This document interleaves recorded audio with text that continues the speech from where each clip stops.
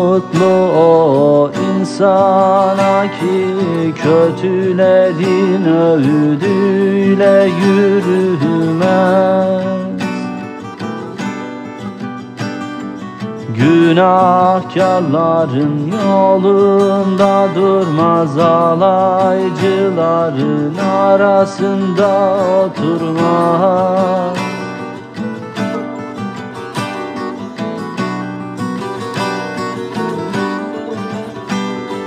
Ancak zevkini Rabbin yasasından alır, sevgiyle itaat eder. Ve gece gündüz onun üzerinde derin derin düşünür. Ve gece gündüz onun üzerinde derin derin düşünür.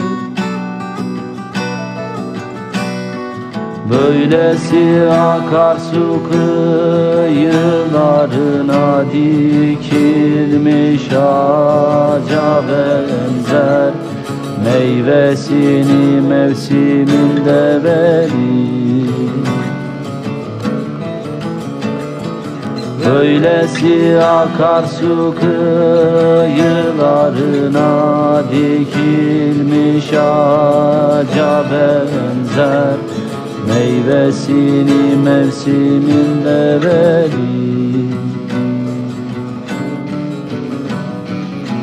Ne mutlu o insana ki kötülerin öğüdüyle yürümez, günahkarların yolunda durmaz, alaycıların arasında oturmaz. Ancak zevkini Rabbin yasasından alır ve gece gündüz onun üzerinde derin derin düşünür.